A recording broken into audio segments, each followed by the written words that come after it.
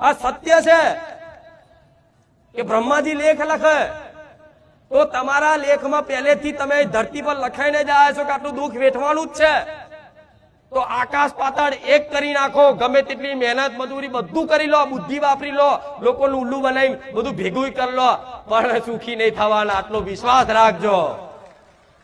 જો સુખી થવું હોય તો માતાના શરણે અને ભગવાનનું ભજન કરી લો, થાય એટલી સત્કર્મ સેવા કરી લો, પશુ પક્ષીને રાજી કરી લો, પશુ પક્ષી પર દયા ભાવના રાખી લો. ભલે તમને સુખ ના મળે, તમારી જોડે કદાચ 100 રૂપિયા હોય ને તો 50 રૂપિયા કોકની પાછળ સેવામાં વાપરવાની હિંમત રાખો. હું મેલડી બેઠી છું. આ શું ખોટું? આ સત્ય છે.